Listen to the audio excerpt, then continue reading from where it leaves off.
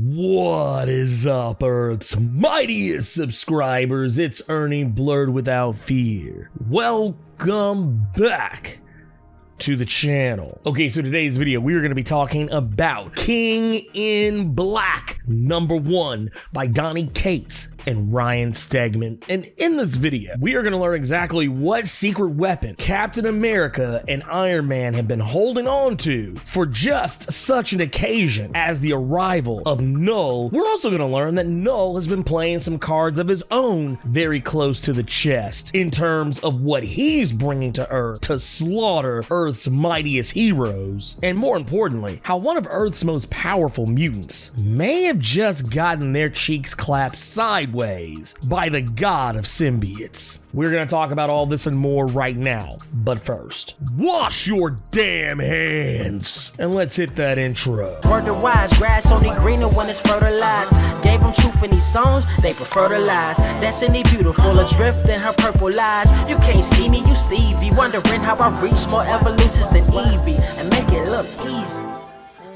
I'm gonna be honest with you guys, man. I haven't gotten a really good opportunity to say something like this in a long time, but you know what? I'm gonna use this opportunity to say it now because I feel like it needs to be said. But I want to let you guys know right off the rip, the barbershop is once again open. Knull is not playing with y'all right now. I'm telling you guys, y'all thought that this was gonna be a soft open. This is not a soft open. This is what we call in wrestling a hot start. This isn't like a, oh, we're gonna do a typical collar and elbow tie up. No. Knull comes in and immediately starts chin checking. The Avengers have been preparing for this for a while, as far back as I wanna say roughly around the point of Venom #24, maybe #25 by this point, where Eddie Brock actually came forward to the Avengers telling them about what was coming. And they have prepared. They have actually used some of the leftover derelict ships from the Empire event, the ones that are surrounding the Earth. They're using those as makeshift bombs to try and blow up the Grendel dragons as they reach Earth's orbit, which we all know the Grendel dragons don't have the same weakness to fire and sound the way other symbiotes tend to, but it is effective up to a point. They do manage to destroy a fair number of Grendel dragons. The problem is that Knull just has way too many of them. Even if they blew up, say, I don't know, 200, there's still thousands upon thousands of them left, and they're all coming careening down to the Earth. Everybody is getting called in. It's all hands on deck scenario. Every Avenger is hitting the streets right now. And speaking of streets, even the street level heroes are hitting the streets, with Captain America having organized some of the street level heroes and some other Avengers adjacent characters, many of which specialize in lightning based powers and even in some cases magic, because we do know electricity does actually affect Knull in ways that fire doesn't really seem to. I mean, fire will definitely burn out the symbiotes that he can control, but lightning seems to just be more effective. And right now they are in dire straits because right now they've been banking on Thor to come in and save the day. But here's a problem. Thor is out of commission right now. If you're reading Donny Cates' Thor, you will probably already know this, or if you've seen my video for Thor #9, you know that Thor, he ain't around no more. Donald Blake is back in the driver's seat, and Donald Blake ain't ever letting Thor come back, at least as far as he's concerned. But the good news is they don't have a Thor, but they have something that's just as good. And what I mean is that Charles Xavier has been keeping tabs on this whole scenario. He actually brings in the X-Men. He's sending in Cable, and maybe this is just some artistic license on the part of Ryan Stegman here, but technically this should be young Cable, but it actually looks more like old man Cable, but I think it's just the way Ryan Stegman draws him that makes him look that way. But we see Cable, Marvel Girl, Cyclops, Wolverine, Nightcrawler, Magneto, and of course the Queen herself, Storm,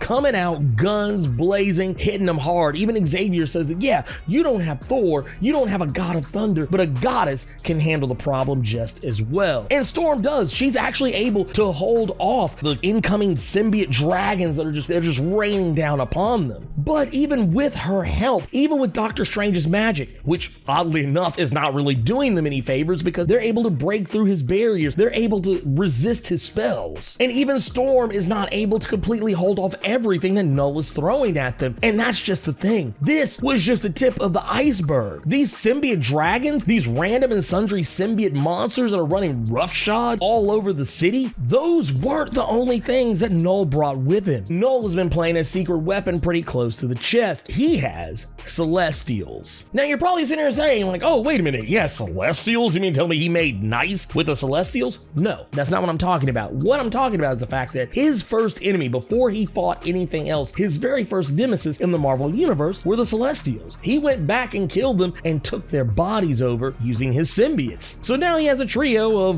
ginormous Celestials. He's piloting these bad boys like they're freaking Megazords. And when he arrives, he tells them plain and simple, I'm going to kill your world, but if you give me what I want, you give me the one known as Brock. And, well, I mean, I'm still gonna kill you, but I will make your deaths that much quicker. And the thing is, Knull, when he arrives, he speaks with the confidence of someone who has conquered hundreds upon thousands upon millions and billions of galaxies and civilizations. He knows how this is gonna go. He's seen this play out before. He knows he's gonna win. He knows these guys aren't gonna be able to stop him. When he touches down on Earth, he looks across everyone there and is like, who the hell are you guys supposed to be? Are you supposed to be the ones who are gonna take me out? Now, granted, at this particular point in time, we also must remember that Captain America and Iron Man have been holding on to a secret weapon of their own. You see, there's a character that many of y'all have asked me about on so many different occasions. A character who I think everyone who follows this channel for any stretch of time knows I can't freaking stand. But I gotta admit, I was very impressed with this reveal and how Donny Cates handled it. And is that, yeah, he does have a secret weapon. You're thinking, oh, the big guy, he must be talking about the Hulk. He's got the Immortal Hulk waiting in the wing. No, it's not the Immortal Hulk. You're like, oh, wait, he's got Blue Marvel or Hyperion or somebody. Maybe they got one of those guys to come in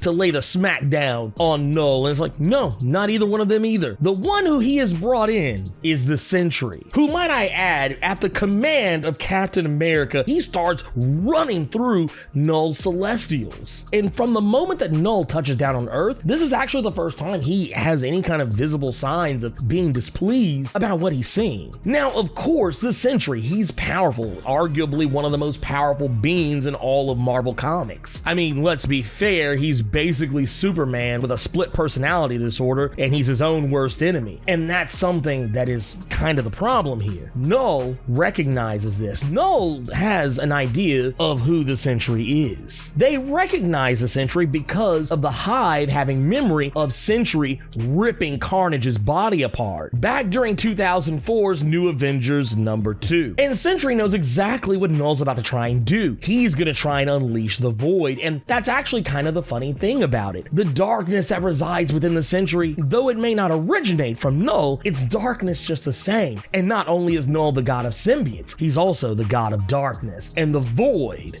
bows to Knull. Now Knull commands not only his own symbiotes, but now he's merged the Void with himself. At this point, everything is going from absolute sugar to absolute shit. Everything is going up in smoke right now. No one is able to do a damn thing. No matter what they do, they're all falling. The Avengers are all being consumed by the symbiotes that Knull has brought to bear on the Earth. Worse yet, Knull has decided that we don't need the light anymore. We don't need the stars. We don't need the sun. Echoing what we saw in Venom #30 when Eddie came back to Earth 616 and realized that Knull had basically blacked out the stars, which technically he did already do. It was his forces bearing down that technically made that happen, but now he's actually enveloping the Earth in one giant symbiote, essentially making this a second Clintar. Only this time, it's not meant to house himself, but to house the denizens of Earth. Now, it's at roughly this point, the only light that is even being generated right now is coming from Storm. Storm is one of the only people who hasn't been consumed by the symbiotes. She's still taking down Grendel's left and right and basically fighting the fair one with Knull's most fiercest and powerful weapons. But Knull will not suffer any more light. He has put a lot of his power into enveloping the Earth in infinite infinite darkness, and right now,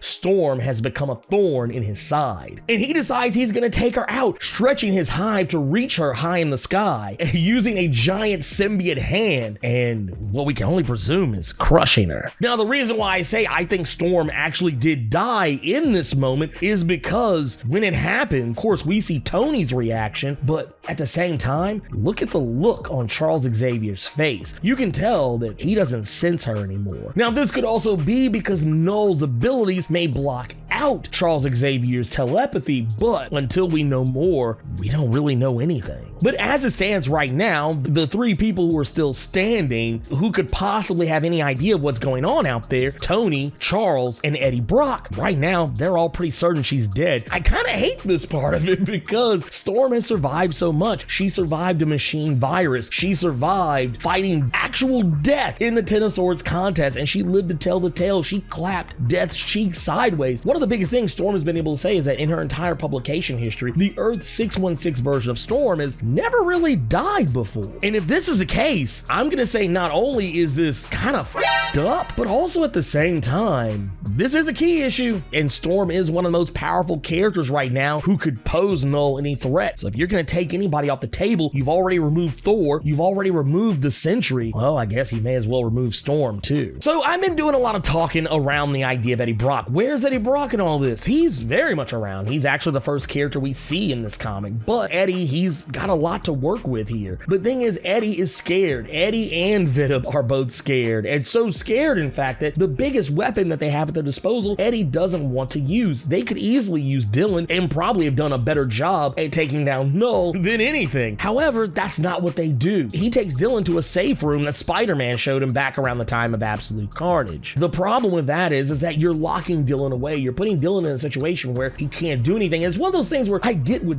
Eddie is trying to do. He's trying to protect his child. I totally get that, but here's the thing, and I want to go ahead and say right now, I know people gave me flack for this, for how I felt about how Reed Richards was overprotective of Franklin Richards, but here's the thing, we're not talking about children who exist in the real world. We're talking about comic book characters who happen to possess powers that are beyond reason and understanding. These are characters who are very much capable of taking care of themselves. Not only that, it's not like the threats that they're up against can't break through a safe room. If Knull wants to get to Dylan Brock, and trust me, if he wants to, he will get through that safe room, and they're not going to be any better off than what they originally were. So it's one of those things where I really don't like the idea of Eddie just constantly trying to protect Dylan from some fate that's gonna come to him regardless. But that he does, he locks him away and then goes off to find the last remaining spire that Carnage had from back during Absolute Carnage. And he's going to use it to connect to the hive, something that is both going to A, potentially do irreparable harm to the Venom symbiote, and B, lead Knull directly to them and ultimately get them both killed. And throughout this entire battle, Venom has been trying to lock in with the hive and try and get some kind of control over it. But at the moment that we see Storm, quotey fingers, presumably die, this is the moment that Venom realizes that they need to do something. They gotta do something. Right now, they're the last line of defense. So they connect with the hive and they lead Knull right to them. Now, Knull has what he came for. He wanted Brock. He now has Brock in his clutches. And when he makes the Venom symbiote peel the mask back to reveal who's underneath, Knull discovers something that he wasn't expecting. When you think about it, going all the way back to Venom number 6, that was the last time that Knull saw Eddie Brock. And as far as he was concerned, he killed Eddie Brock. Eddie Brock's dead. So when he sees Eddie Brock under the Venom mask, he's actually just as surprised as anybody else would have been had that been the last issue of Venom they read up until this point. He didn't think the symbiote would have been able to resurrect him under any circumstances. But that said, Eddie's not the Brock that he wants. He wants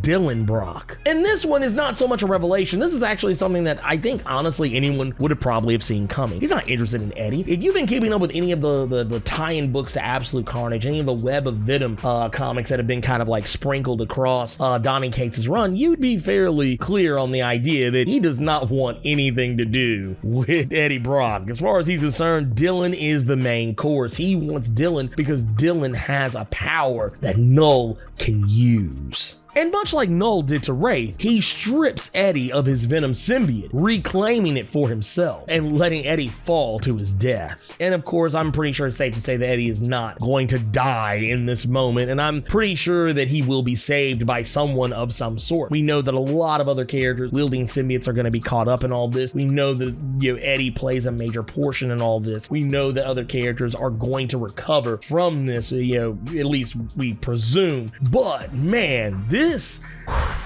kickstarting an event, and then there's kickstarting an event.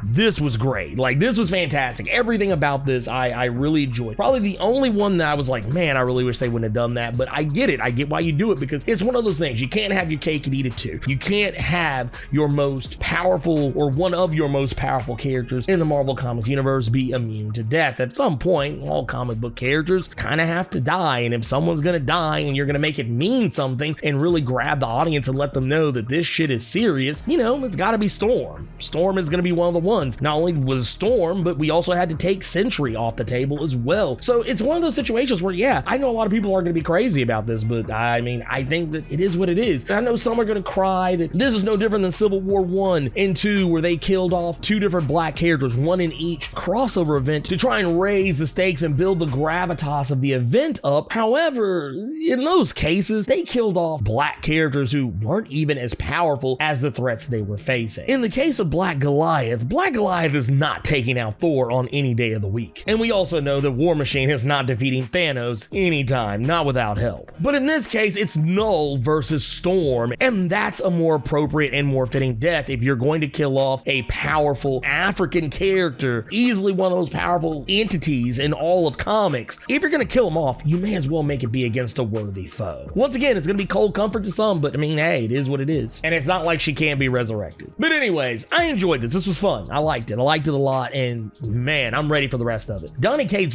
does not disappoint. He never disappoints. But anyways, let me know what you thought about King in Black #1 by Donny Cates and Ryan Stegman. Do you think the Storm is dead? How much more powerful do you think Knull is now that he's absorbed the void? And how do you think Eddie is going to survive that fall? Wash your damn hands and sound off in the comments.